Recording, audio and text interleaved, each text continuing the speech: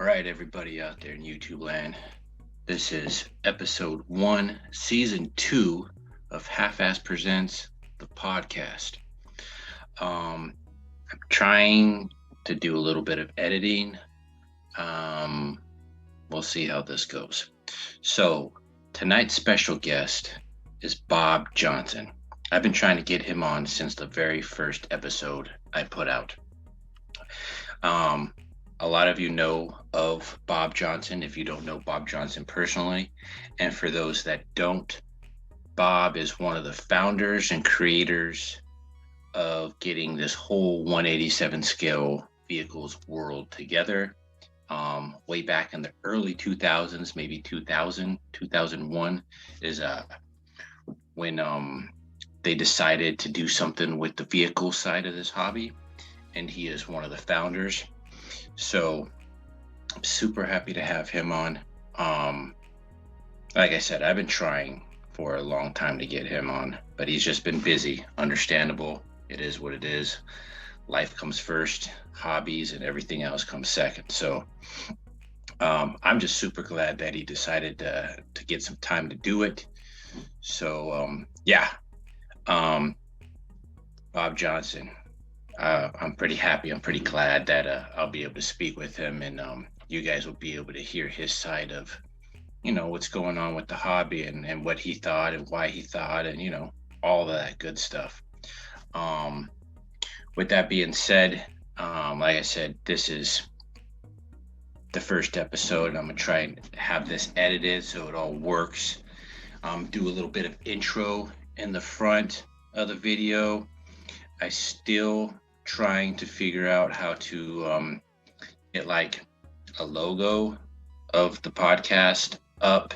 Like I'll do this video first, then the logo, maybe a musical tune, like an intro, like the logo would be the intro of a musical tune, and then I start off with the interview portion of the video. Still working on that. I've got the logos. I don't have the software yet to do that overlay of music and photos in between the video cuts. So I'm doing this editing super sketchy. But I'm hoping with all of your guys' help and participation, in the link below, I'll have the Patreon link there if you guys want to help. That'll help me buy better stuff. This little headset I'm using from work. In fact, I got a camera that I'm using. You see, it's got a much wider video span. And I'm using it straight off of my crappy computer. So the video camera I got from work too. So I'm using work equipment in order to try and make this a little bit better. But the Patreon support website will, you can donate money. I've never done it. I don't know how it actually works.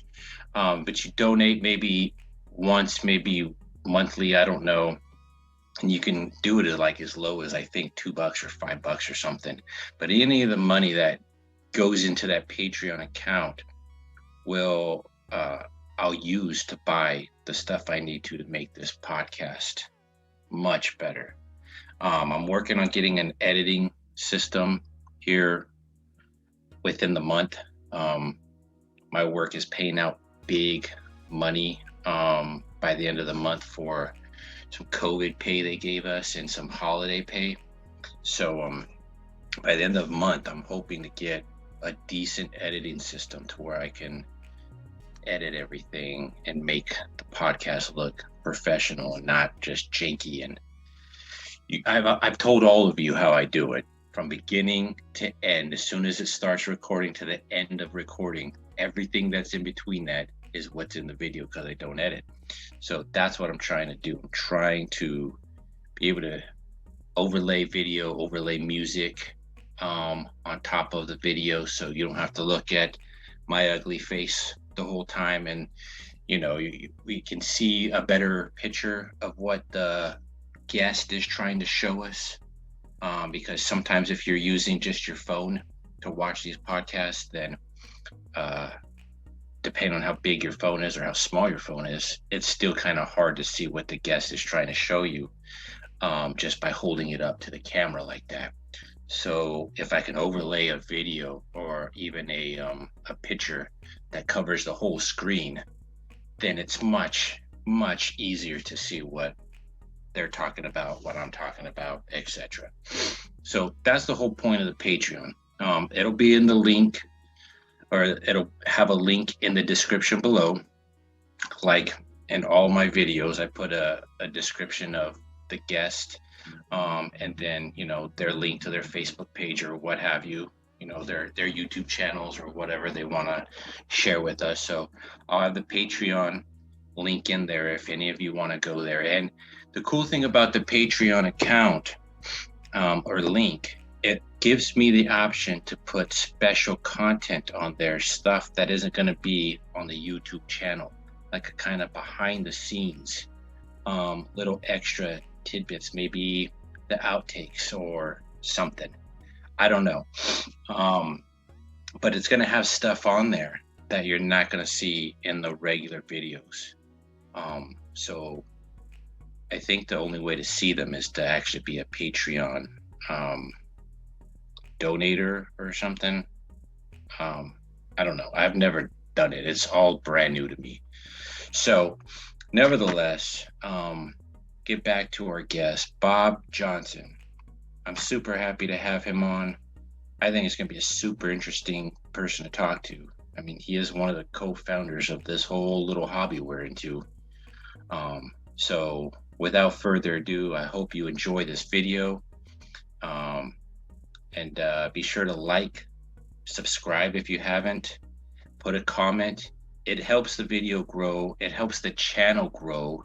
I did some little logistics on the YouTube, and every little thing that you guys do to the video, like it, subscribe, comment, share it, however, whatever, it helps more people to see it and it helps it to grow.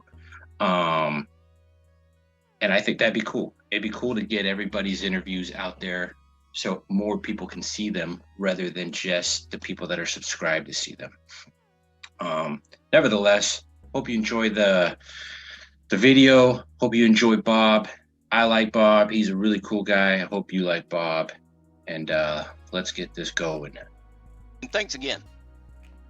Hey, everybody out there in YouTube land, this is Sam Dennehy, aka Halfass Customs, and this is Halfass Presents the Podcast. Today's special guest, which you just saw in my intro video, Bob Johnson. Bob, I'm so glad you're here. So glad you're here finally. Bob, why don't you tell us a little bit about yourself and how you got in this hobby?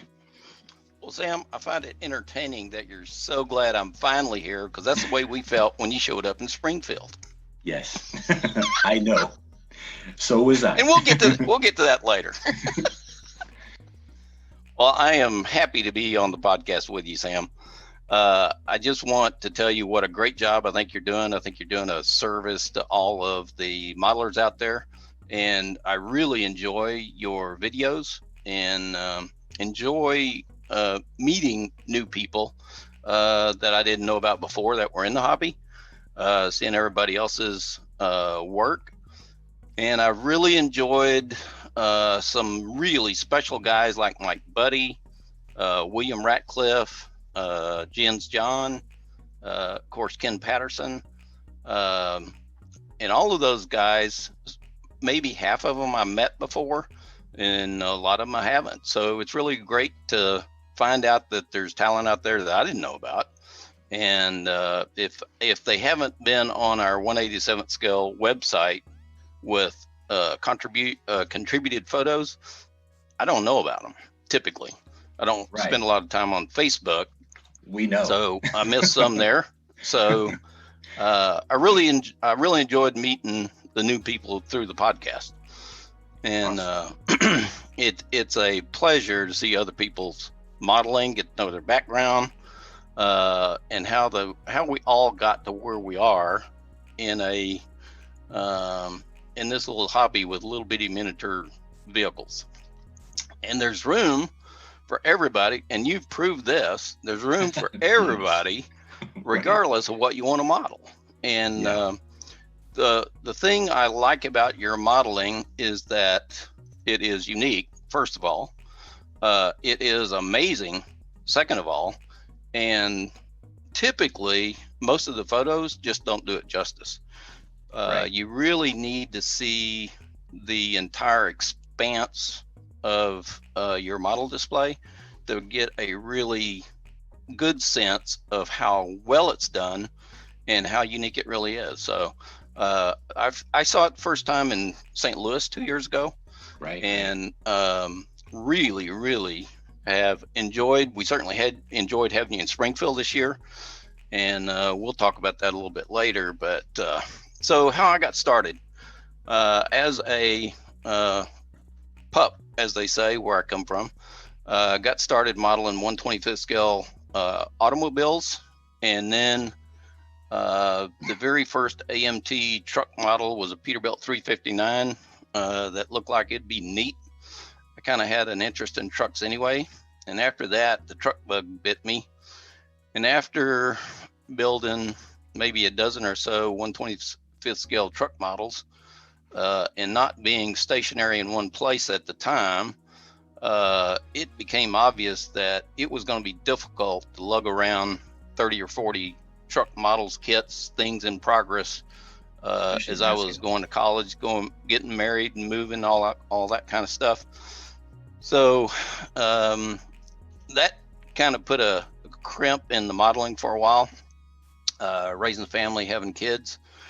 And then got interested in model railroading probably in the early 1980s. There was a series in a magazine called Railroad Model Craftsman about Alan McClellan's V&O Railroad. It's pretty well known within the model railroading fraternity, and it really showed that you could do a lot of stuff without spending a lot of time and money doing it.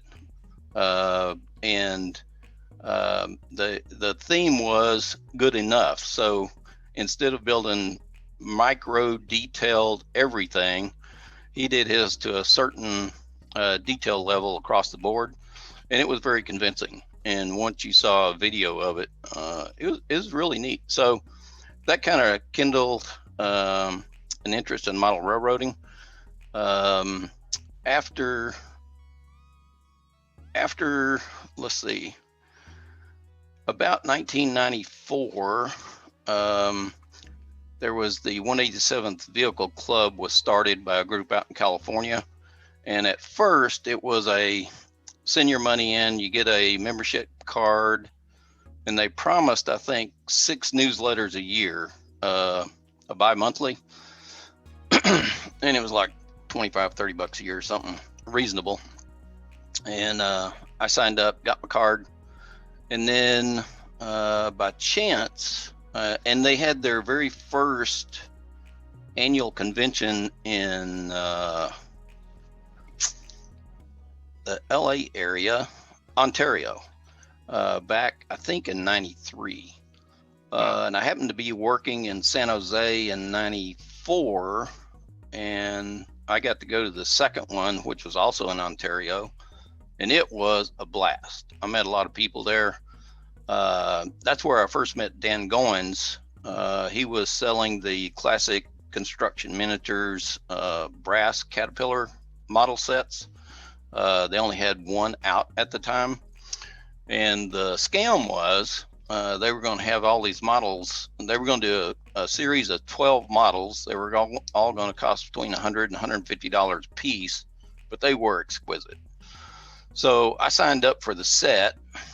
He also had the very first prototype of the Lone Star Models Barrett livestock trailer that had photo etched sides in a plastic frame, and it was really neat, and it piqued my interest. So Dan and I got to talking about it. I showed some interest in the Caterpillar stuff. He chased me down later that afternoon and says, "You want one of these? I'll sign you up." I said, "I don't know if I can afford it." He said, "You want one of these? I'll sign you up." So that afternoon I got signed up, and never regretted that part of it. Eventually, I think the last model was about $400. So price inflation hit that project pretty hard. And it was, I think it was supposed to be about one model every 6 months, and I think it took 4 or 5 years to get all 12 of them out. And after that, I travel a lot for work.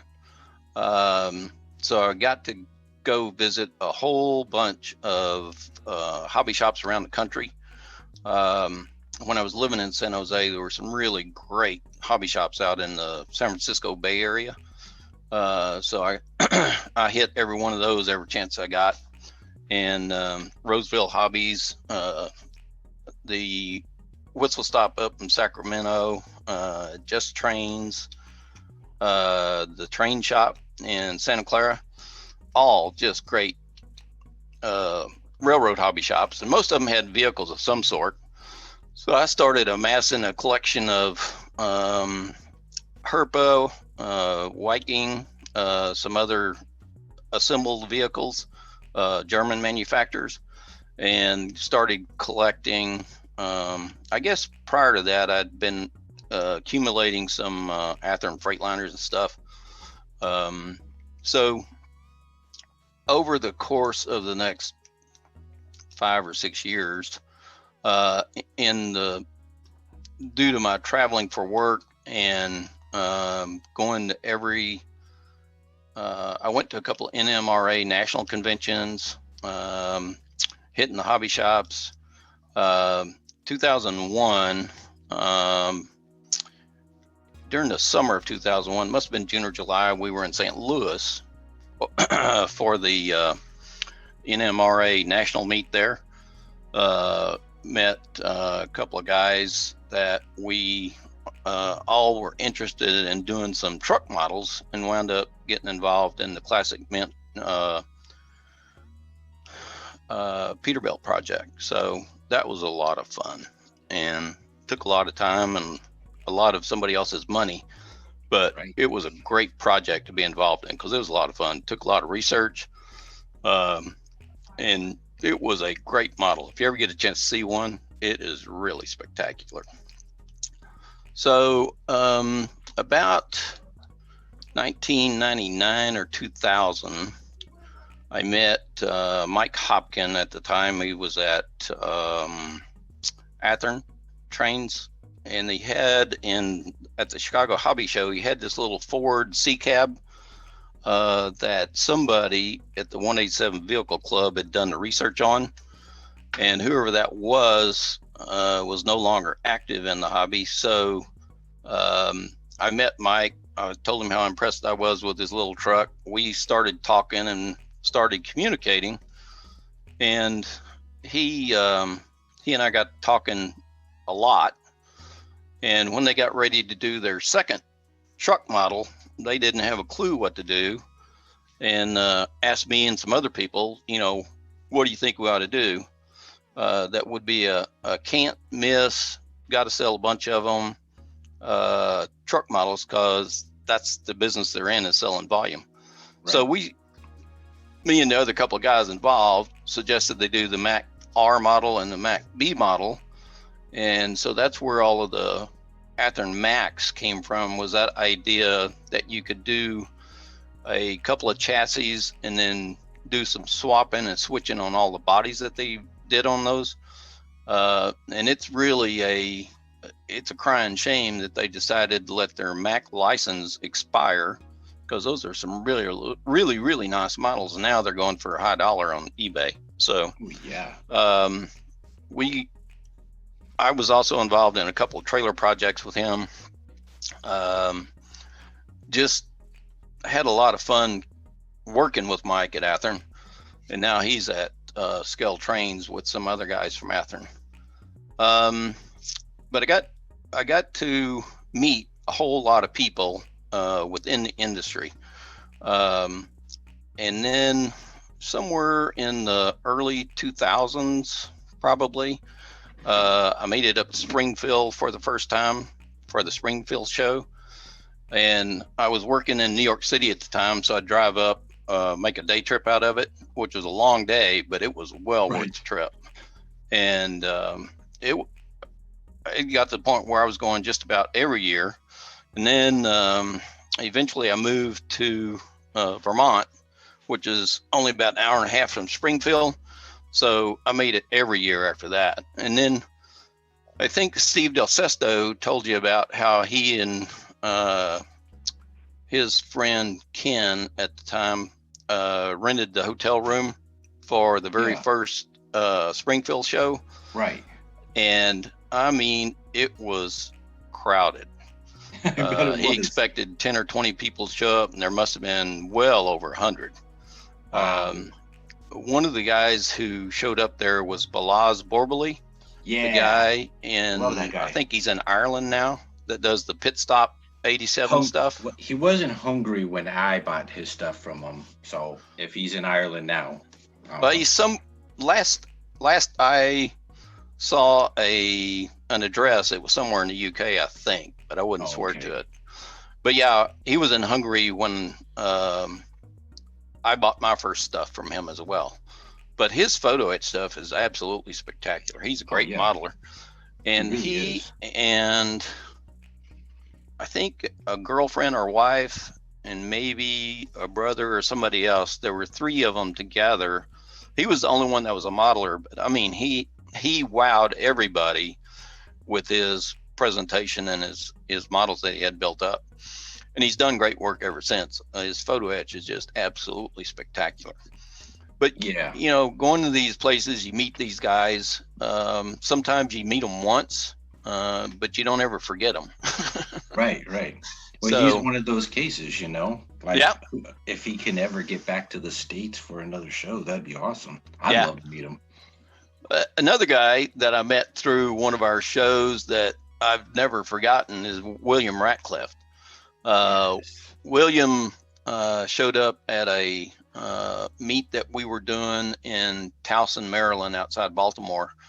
And he just blew everybody's socks off with his modeling and his level of modeling. I mean, it blows most people's mind when they first see his stuff. And then you start looking at the resin castings he does. They're just absolutely fantastic. Oh yeah, top-notch stuff. Yeah, once we had a meet in Allentown, Pennsylvania, and we visited his workplace at the time that did where he was a professional model maker, and it was amazing. I mean, the work he was doing, his co-workers had some of their samples out, really spectacular stuff.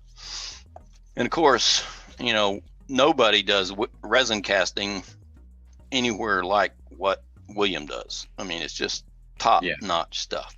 It really is. He's professional. What's the word? He's a perfectionist. Yeah. And he's a professional at it. Even though that's not what he does vocationally right now, it's along the same lines. He does custom surgical instruments, like he'll do left-hand tools for surgeons and stuff like that, one-off. And I can only imagine the shop he works in now. And then I think he said he's also like a voluntary firefighter or paramedic or something. Yeah, he's a volunteer fireman. Yeah. I think he does that just for fun, though, just so he can get dressed up and put on a hat. Yeah. Why not add to your list of things that you can accomplish? Well, it's funny. At least 10 or 12 years ago, he had a fire truck that he kept in his mom's house, and I think he finally sold it. Oh, wow. Another one of the things that I got in the habit of doing besides the Springfield show every January was they have a Antique Truck Club of America truck show on Father's Day weekend in Macungie, Pennsylvania every year, except this past year. And they usually have 200 to 300, maybe more, antique and classic trucks. And it is just, if you have any affection for trucks at all, especially old trucks, they have got some spectacular examples. That's cool. And there's always stuff being bought and sold, so it's kind of fun to see what shows up with a for sale sign hung on it. Right. But there's a lot of cool stuff. There's funniest thing I ever saw was an R series Mac that had I think it was a 383 or a 360 Chrysler V8 in it. Sure. And then it was gas powered. The top of the engine barely came up to the top of the frame rails. I mean, it looked like it almost didn't have a motor under that hulking hood of that Mac R model. So you never know what you're going to find. There was one time there was a powered vehicle that was on display that had a huge radial engine mounted on the back with a huge propeller. And we couldn't figure out what in the world it possibly could be for. And nobody knew what it was for. So really oddball stuff. That sounds familiar. I swear I've seen a photo. You probably maybe even have. A video of something like that. Yeah, it's kind of a rusty brown rat rod looking color. Yeah. You're familiar with that. Completely. And that's why I feel like I've seen it, because just by you describing that, it bringing the memory. Funny, I can remember dumb things that doesn't make any sense or reason why. But 5 seconds after I hear something, I can't remember that. We all remember useless stuff. Right. I think that's what makes us interested in modeling is being able to remember details of stuff that just doesn't matter to anybody. Exactly. Especially your spouse. Especially your spouse. It's kind of like being an expert on the generations of ectoplasmas. Right. I watched a video about all of that stuff, and I was like, who knew this was even a thing? Like, who cared? Right. Exactly.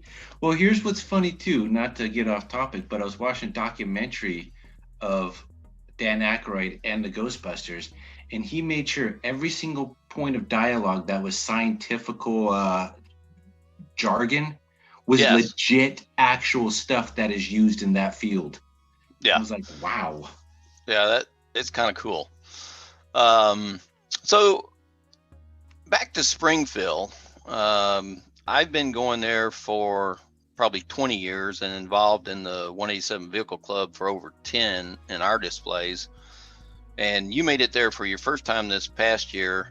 Yes. How would you describe it to somebody who's never been there, who lives close enough to either make a day trip or a weekend trip out of it, but it still doesn't feel comfortable being part of the display group? What would you tell them to encourage them to come try it? Well, so I have past experiences from shows in California, which is what you remember from being out there too. Seems like everything on that side of the coast is just bigger in displays. Like I could go to a model car show in Southern California, and there's 500 to 1,000 model cars. You go to a show on the East Coast, you'll be lucky if you get 500 model cars.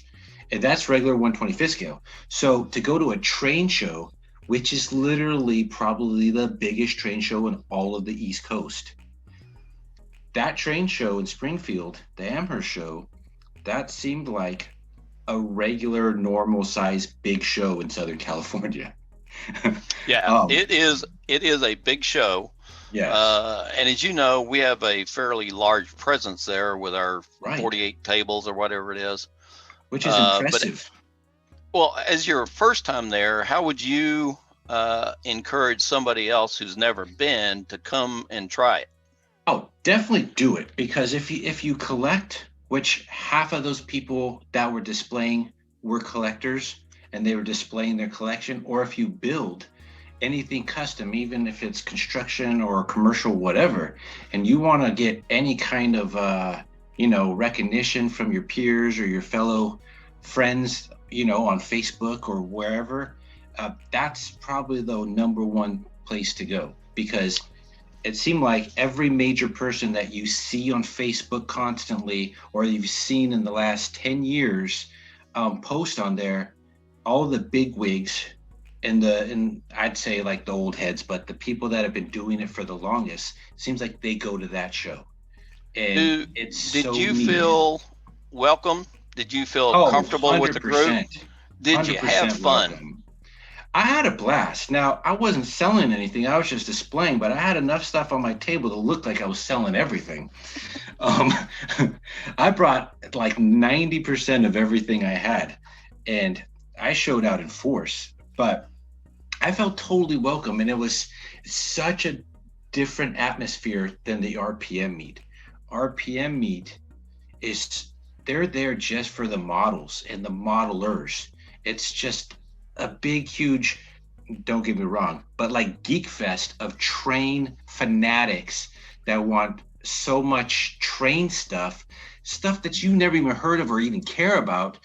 It's all right there because they're the modelers and they're the ones building it and they know everything. They do all those clinics. But the Amherst show, it was everything. You got sell, you got display, you got train clubs, you have everything that has to do with train, in the train hobby. Everything was there. I mean, they had those big huge sit down trains, whatever they call those trains, Live big steam. scale. Yeah.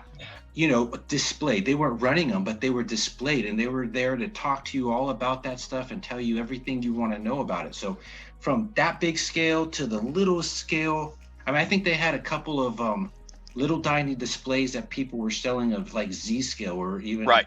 if there's a scale smaller than that, I don't know. No, But I think they were Z scale displaying is the that and smallest. talking to people about it. Yeah. It was so neat. It's 150% must do of a bucket list for this scale hobby, especially the vehicles. It's got more vehicles at that show and in our, especially in our display area, than probably anywhere in the country, hands down. That is a fact. Yeah, it's probably twice as many or twice as big a display area for vehicles only within a train show. And even within our group, you certainly created or brought a very unique perspective to your modeling. And we got people there who model nothing but cranes. Yeah. We got people there who model nothing but trucks. Mm-hmm. We got people who model nothing but old stuff. And then we've got people there that model everything or seem to. And paint all their cars in a Skittle color. Yeah.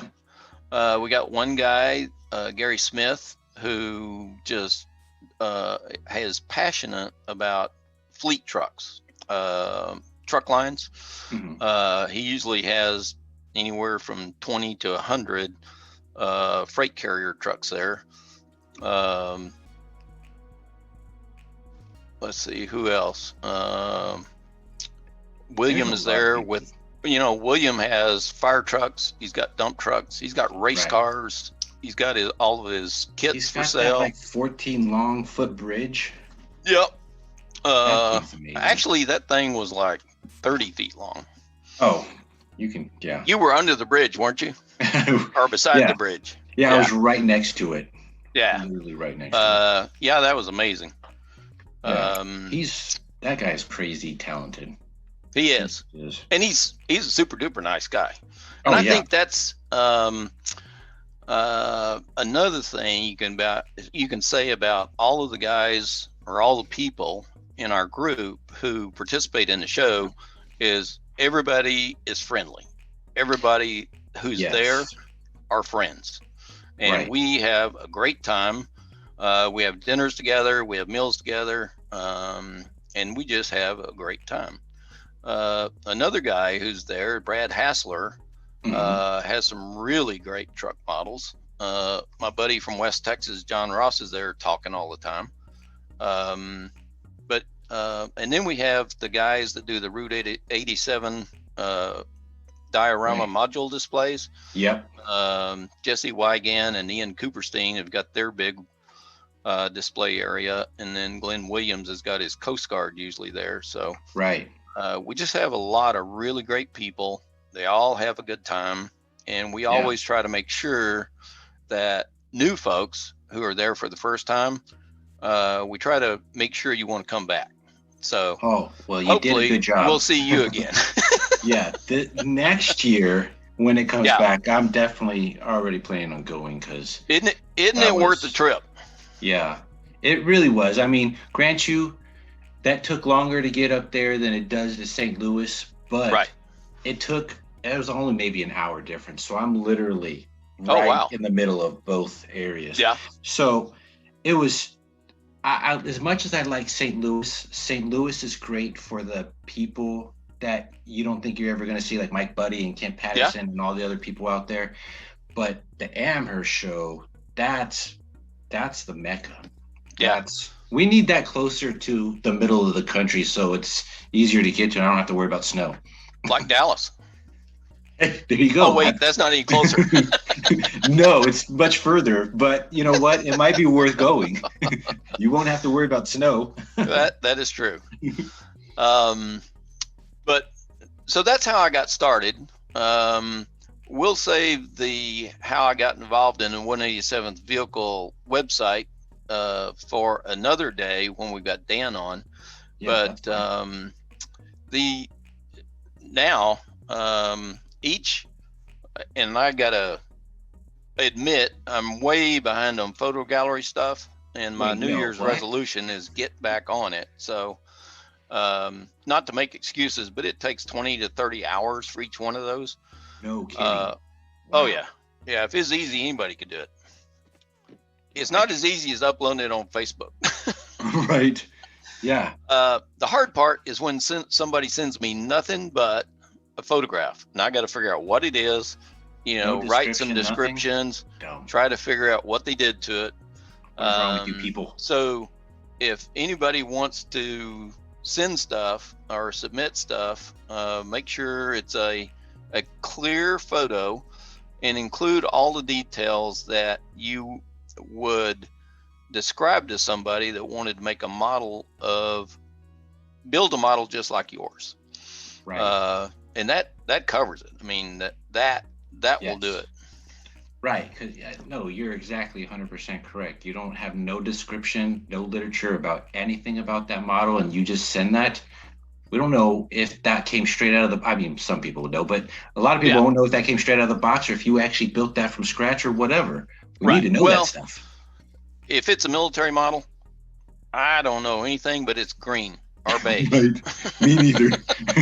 We'll have to get Radisson to tell us all about that stuff. Radisson knows all about that stuff. Yes, he does. I met him for the first time in St. Louis, I think 2 years ago. Yeah. That's the first time I met him. Yeah. But St. Louis, for an RPM meet, St. Louis is really great. I mean, they really do a good job, and there's a lot of really good modelers around St. Louis, or that get to that show, and it's a lot of fun. I'm glad you made it because you exposed a lot of people at that place to your modeling, which opened their eyes up.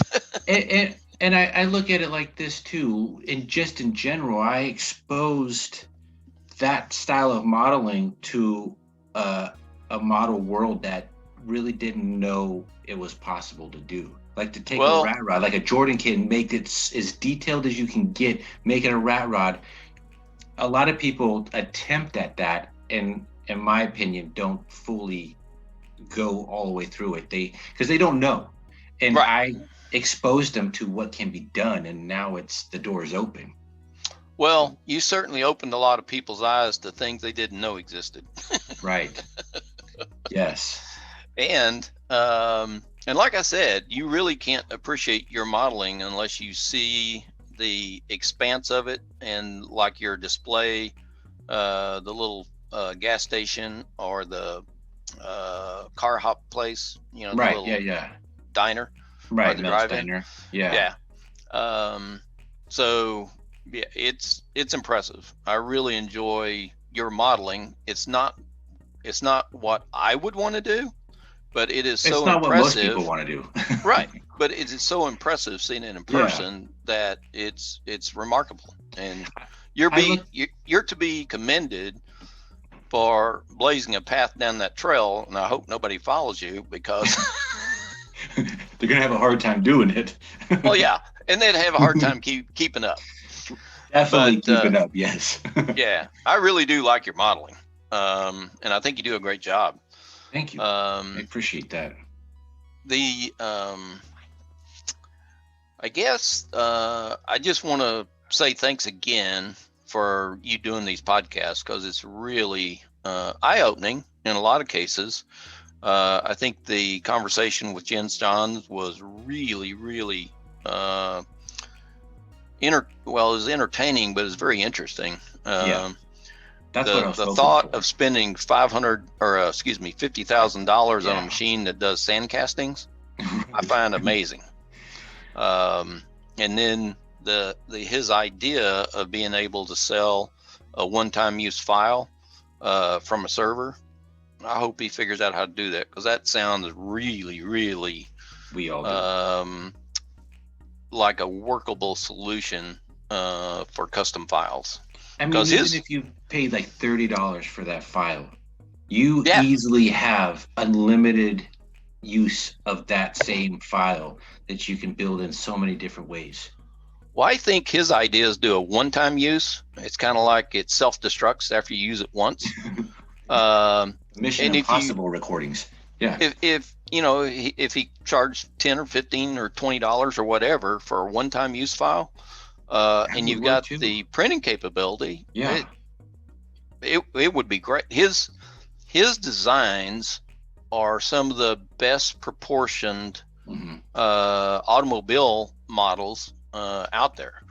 100%. You compare them to some of the, well, they don't compare to River Point Station, but some of the Atlas vehicles don't have as good a proportion like the Fairmont. The Ford Fairmont that Atlas does isn't quite as well proportioned as what Jens has done with some of his Ford models.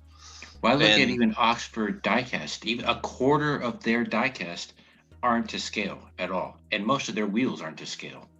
But his, of the same exact car that they make and $1 million production value, his 3D print is better than their design. Yeah, and it's all about proportions more than scale.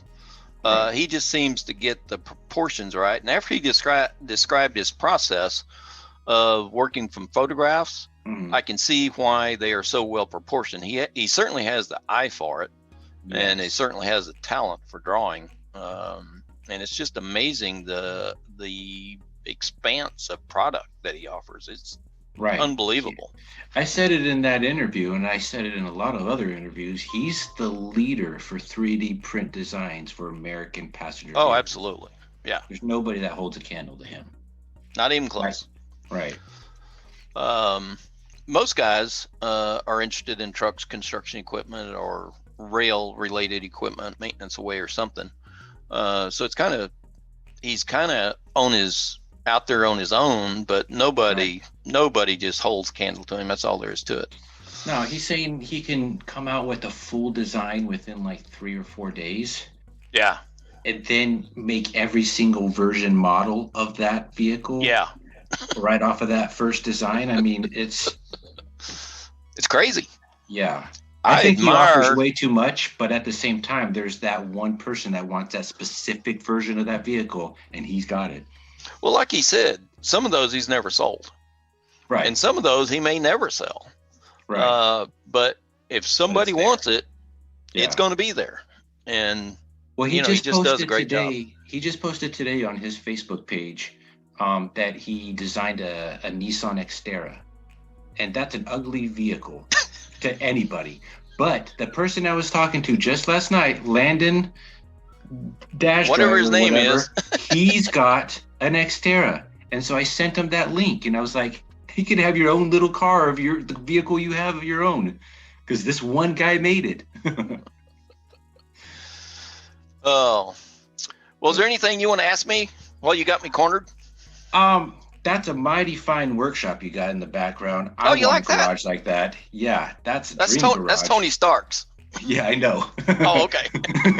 Just need the Iron Man suit somewhere back there. That's right. Well, I'm glad you um, like it. I worked on cleaning it up today. well, thank you. I appreciate that. Just for the podcast, that's mighty nice of you.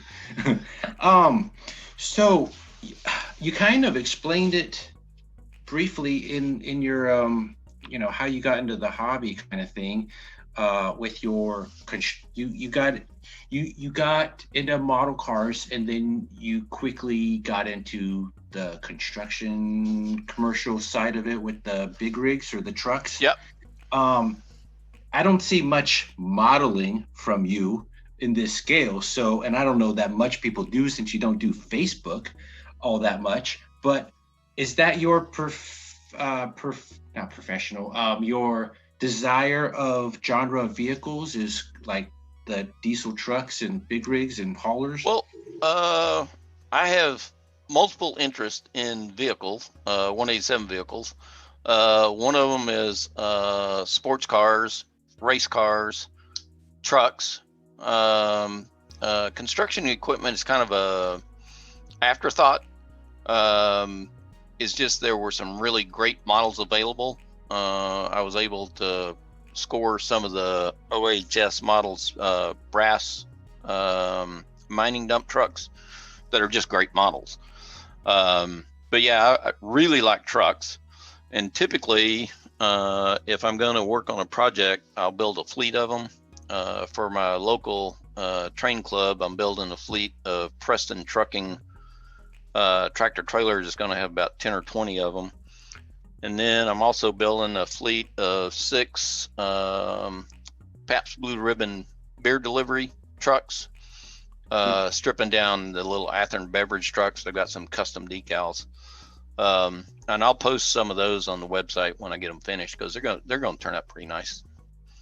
Bill Brillinger did some decals for me, and can't recommend him enough. He just does really great work.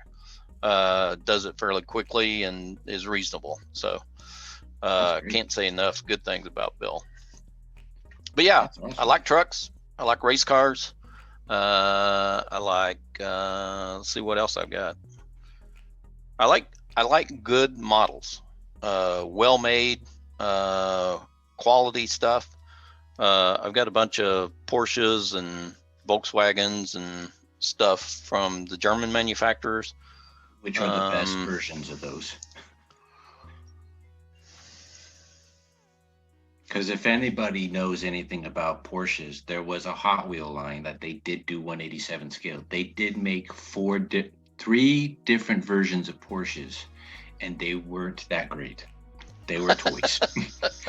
But those German companies, they make almost perfect replicas of the real car. Well, it helps that they have access to factory drawings, and in some cases the factories paid for the tooling on those. Nice. So that's why you've got 47,000 different Porsche models, Mercedes models, and stuff from Herpa and other German manufacturers. And they're great models. I mean, no, they definitely are. Yeah. The Porsches from Burkina are just amazing.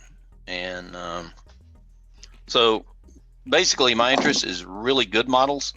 And if they happen to be trucks or sports cars, I really like them. I like those too. I want to buy more, but the problem with those, I wouldn't do anything with them. I love the way they look, the way they are.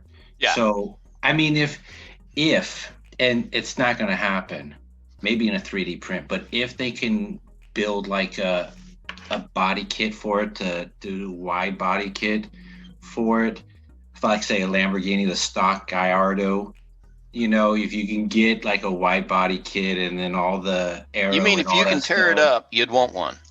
If they make something that will already just fit on there, because I'm not creating it on my own. Oh, okay. But yes, if they 3D printed a full body kit for that stock vehicle, I'd buy a whole bunch of those, because I think those things look so sick, like race card out and whatnot. Yep.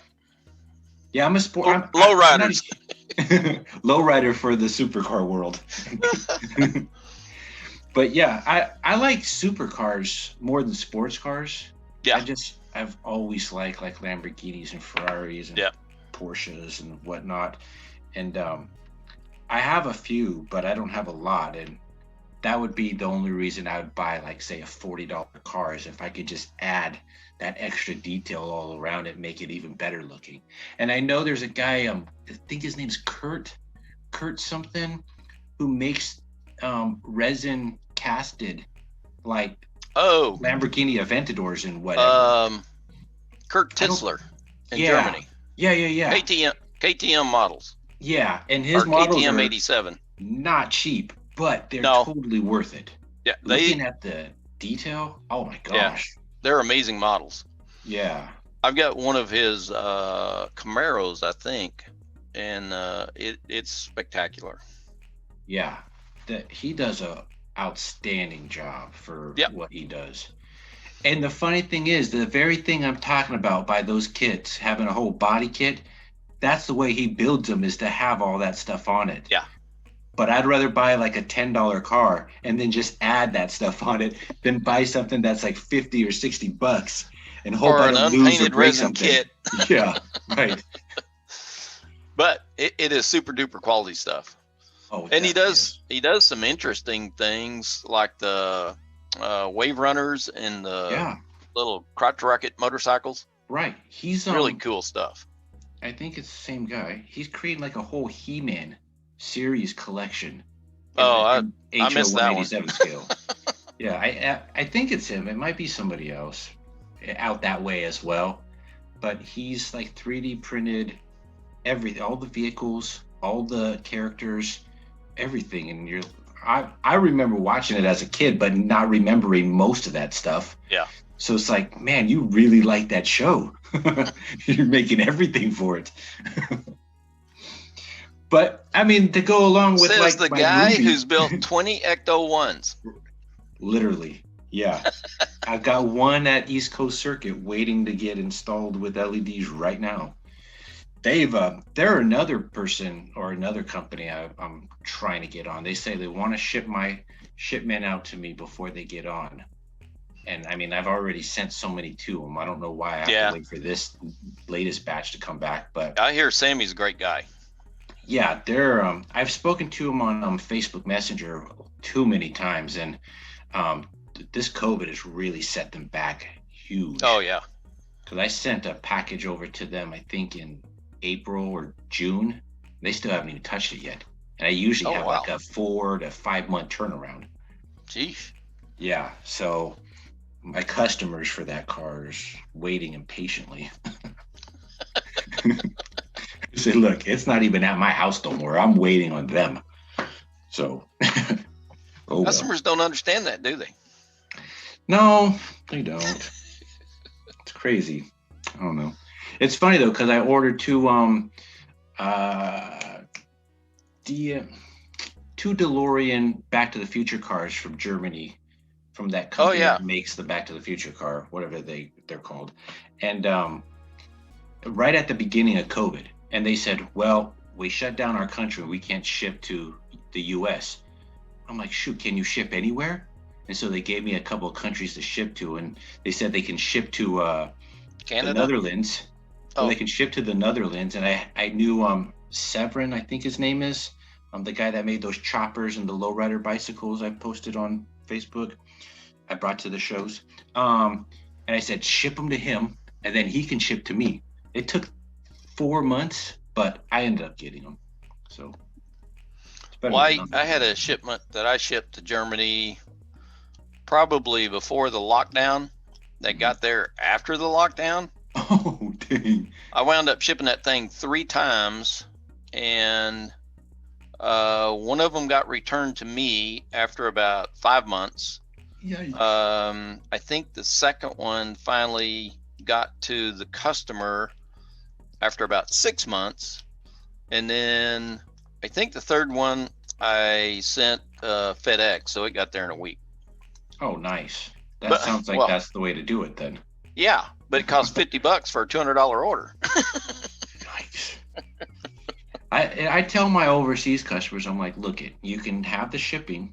It's going to cost an extra $50 if you want that, or you can just hope that it gets there and it'll be there at the same time anyways, and you'll save like $50 on top of the whole price. Yeah. They're usually COVID okay has with that. put a whole new kink in all that planning. Yeah. I mean, it's just, especially with Germany. Everything. Germany was a mess. Yeah. Well, I mean, everything, even in this country. Look at our model shows that we're supposed to happen, and it's who knows when it's going to happen again. I don't know if St. Louis is going to happen this year. I hope it would. Right, but I don't think it will. And if the COVID continues to be as strong as it is now, 3 months from now, if they'd even think about putting it on, I still not going, because it may still not even be safe. Yeah. And I remember last year you were supposed to have a show. Right. I remember last year you were supposed to have a show sometime in Dallas. I thought that was really cool because you guys are super close to it. You don't have to drive halfway across the country.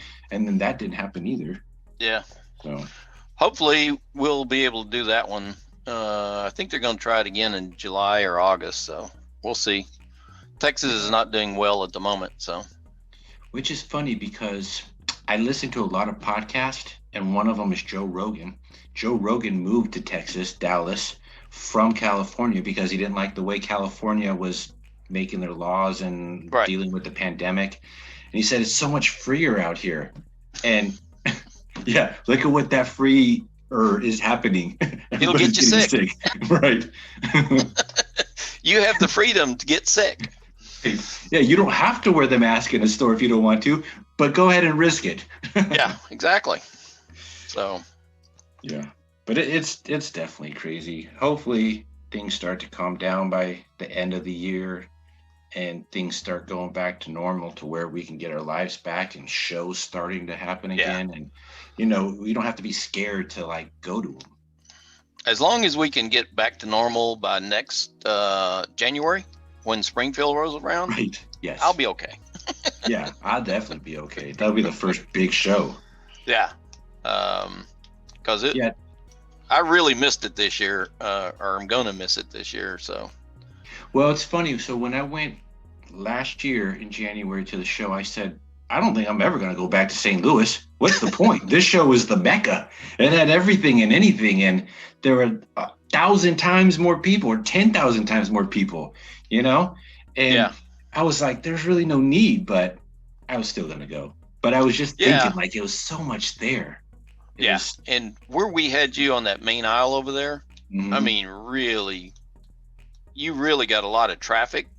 Just not by accident, but because people were walking by there all the time. Yeah. Well, you see something shiny, trip over themselves. Right. You see something shiny and your eye just attracts. That was all over the table. Shiny and sparkly. It looks like candy. Yeah. Yeah, I already know if next year happens, I'm going to have all my stuff on the same table. I'm not going to separate my modules. And so I will order or pre-order maybe 2 sign full up tables. For sign up for 2 full tables, because going back and forth, it just wasn't really working. Well, I'm glad you had a great time, and I'm glad you felt at home with the group, because we try really hard to make sure everybody feels comfortable, and make you feel part of the group. So if there's anybody out there that's just thinking about it or on the fence, we encourage you to come give it a shot, because we have a great time all weekend long. I had several friends from our local train club here in Dallas that made the trip last year, and they're on the go every year. They had such a great time with our group. They're not vehicle modelers; they're just model train nuts. But they had such a great time with us that they decided they'd come back next year. So that's awesome. I'd encourage anybody thinking about it. You really need to make the trip, because it is a lot of fun. We have a lot of fun. We make sure we have a lot of fun. Yeah, I was talking to Ken about it, Ken Patterson and Mike Buddy. I was like, dude, you guys got to go. Just make the trip. I mean, if Bob Johnson and Dan Goins can come from Texas, middle of Texas, to go all the way up there, you guys are closer than they are. You can go up there. You got to go. I mean, I it's would the love to coolest have show. Mike Buddy there with his stuff. Right. Another guy that I've never met, but I've got some of his castings is John Tyson. He just does a Oh spectacular yeah. job. He's Um, supposedly up there somewhere close to the he's St. in Louis Chicago, area. or he's in Joliet, I think. Yeah, and he Near doesn't want to go to Chicago. that RPM show. And there's several people from Chicago that do go to the RPM show. He needs to get out. He needs to become on this podcast. John, if you're watching, he said he doesn't want to show his face. So Well, you don't have to show your face on Zoom. technically you don't. You can do like I do and hide behind your background. Right. I think I just saw Tony Stark walk by. Yeah, exactly. But no, I've got a bunch. Well, I don't know about a bunch. I got 10 or 15 of John's castings. And I bought, I think, 4 of those little Vegas. Man, those are just spectacular. Yeah, I mean, it was a crappy car, work. but they No, are it is. spectacular But, models. yeah, I mean, they are great. just so cool. And then Mike Buddy's done that Vertipack train car with them standing up on their butts. Yeah. That is just amazing. Or I guess it's on their nose. Sorry. Yeah. He's probably That the is only just one that's got that in amazing that modeling. scale. Yeah. I'm sorry. Yeah, I think he's the only one that's got that in that scale. Because I don't. Oh yeah. I know he said in one of Ken Patterson's shows podcast, they make that auto rack, but they don't make it where the doors even open. So Correct. you just have the intention that that thing exists and there's cars in it. So Right. Mike Buddy went to the 3D version of that and said, He opened up. in it. He opened up the doors. He built the Yeah. interior for the inside of the car, Right. and then he built the little Vegas to mount on, so the doors fold up, Yeah. and close. And it fits, which is even Yeah. better. Yeah. I mean, it's one thing to just have the door open and a car lifted, but it's never meant to actually close all the way. He actually did his homework and made it work right. Mike's telephone company equipment. From when he worked for Southwestern Bell. Mhm. He's got a fleet of telephone equipment that is just Right. so well modeled, just spectacular stuff. And he's Yeah. done some auto racks, some railroad car auto racks, open auto racks. They've got great models on them. And I've seen one. Seems like it was like an 86 foot box car or something that was sideswiped, and it shows the whole interior of the railroad car with the side just smashed up and crinkled like a can opener. Mm-hmm. Really, really well done. Mike's just an amazing modeler. I have a small book of what I call master modelers, and he's definitely in it. Oh yeah, Because he's great. Yeah. I mean, Ken Patterson on a show, I watch his show every time he puts a new episode out. He constantly mentions Mike and how Mike taught him how to do certain techniques and tricks and tips and all that stuff. And I don't know who taught Mike, but it doesn't matter. Mike knows it, and he's so willing and nice to, help anybody and tell everybody how to do it. And that's just a sign of a great modeler, a great person in general. You got that right. Yeah. That's kind of what I try to do with the podcast. I wanted to get all the people that wanted to be interviewed and would, agree to it, the option for everybody to get to know you guys. Because if we don't go to shows, we don't go to, all we see is your post on Facebook if you post, or a train website or whatever. We don't know you. Right. So unless we go to the show, which 90% of the hobby doesn't go to these shows with us, we don't know each other. And I thought this would be a perfect opportunity. You're doing a great job with these podcasts. I've really enjoyed all of them. I haven't seen all of them yet, but I've enjoyed all of them. How dare you? This interview's over. I'm okay with that. But really, really have enjoyed everybody I've seen, and some of the guys I know. And like I was talking to you before, the people I don't know, it's very interesting to find out about them too. So right. Well, yeah, some of them aren't even on the 187 scale group. Some of them are just in the groups I've made, or some other groups that I've joined too. And that's what I try to do. Like, I knew not every single person, everybody was going to know. So I try to reach out to like everybody, especially the guys overseas. I try to reach out to them, and it's so hard. I I know I can make it work. I can speak slow enough. I can speak clear enough for them to understand it. And then if I could, if I had to put subtitles on the screen, I would do it for them. But they, on their end, are the ones that are more hesitant because they don't Right. think it'll work right. And I Yeah. don't blame them. I mean, if they don't do it on the norm to, American audiences or whatever, you would be skeptical. So I don't blame them, but I just wish we could get it to work for them because, I mean, there's a guy named Thomas. He is Thomas Lukeman. unbelievable. Yeah, I love his models. He's got so many of them. I would love to He talk to him. he could be your distant cousin. He could be. All the weird stuff he models. Yes.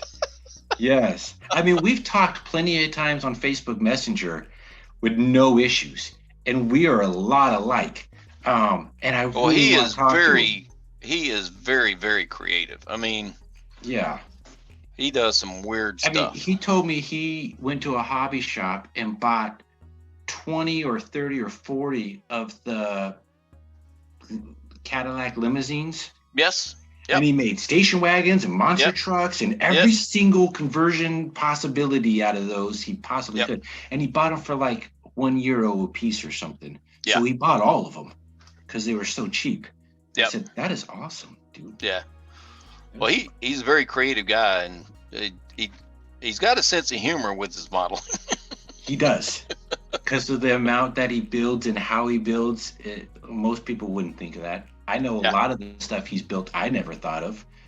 I see that, I'm like, wow, that outbeated me. That's crazy. But yeah, he's got great stuff. I want to talk to him like bad, but Well, Sam, hopefully in the future. it has been a pleasure. I'm going to have to break for Definitely. dinner tonight. That's fine. And I That's apologize for that. Don't worry, man. Um, We'll do this I again. am, We got a Dan Goins and Mike or Bob Johnson interview to do too. So Yep. And I will get on to Dan Good. and try to get him horse collared to Yes, get us please tied do. up together on the same evening. Awesome.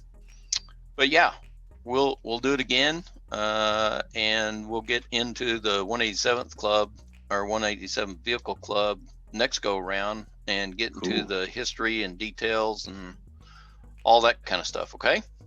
Well, let It's me been end a this pleasure. podcast then. If you want to hold And- on 1 second, I'll Sure. end the podcast and we'll just say our goodbyes. Well, wait. Oh, I want to just say thanks again for what you're doing, and you're Thank doing you. a great job. And I Appreciate really that. do appreciate it from both a personal perspective and just for the benefit of all the hobbyists out there. So, awesome. Well, I appreciate your appreciation to my hard work. That means a lot. Thank you very much. Everybody out there, this was Bob Johnson. I hope you liked the interview. I thought it was a great interview. I mean, we got a great chemistry. So hope you like it. Like, subscribe, comment if you like, and see you next video. All right, everybody. That was Bob Johnson. I couldn't tell you how pleased I was with this interview. We didn't talk a whole lot of everything like on my usual episodes. We kind of just branch out everywhere. But what we did talk about was super interesting. His start, his involvement in this hobby. I loved his little how he got into it, because that's an interesting story. All the shows he went to in California. I didn't even know he lived in California. And then he lived in Vermont. You know, it was very cool to listen to his backstory.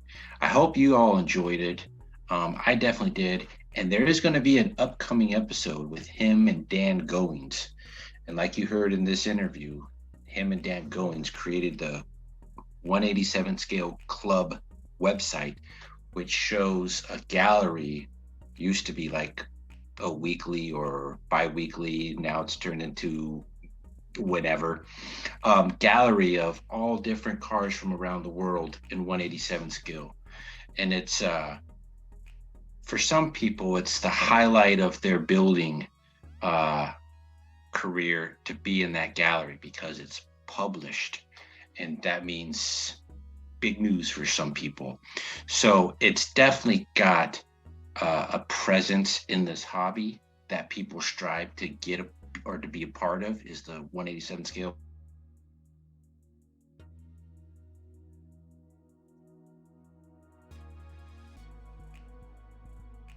Model of the month every month, something new within our 187 scale world. So the website is really cool. It's got links to like Route 187 and all this stuff. It's got everything. I'll put a link in the description so you guys can check it out if you don't know about it. If you don't, where have you been? Living under a rock? Get out of under it. Anyways, that was Bob Johnson. Super glad he was on. Super interesting. And until next time, don't forget, like and subscribe. And I believe down here is going to be 2 different links to other videos. Last season's videos, but nonetheless, if you haven't seen them, there'll be links down here for last season's videos. Anyways, like I said in intro, Patreon link will be in the description below. It'll help me grow this channel, get a better headset. I end up having to use this because the other headset wouldn't work. I think I figured that out. The camera is being used by my work camera, so I can get my own camera. It would help me get other stuff to make this podcast better for all of you, because you guys are the ones watching it. You guys are the ones liking it and commenting on it. I don't comment unless you comment. So I'm not saying, hey, Sam, what a great video that was. You guys are doing that. So if you guys would please go to Patreon, check it out. I'm not going to make you. You don't have to go. But if you want to go, that would be great. And then check out Bob. I can't really put his Facebook link down there. He doesn't do Facebook. He said it earlier in the interview. But I'll put the 187 Scale Vehicles Club website link in there so you can check out all that he does, because if I'm not mistaken, he's in control of that whole website. With that being said, until next time, you guys have a great day.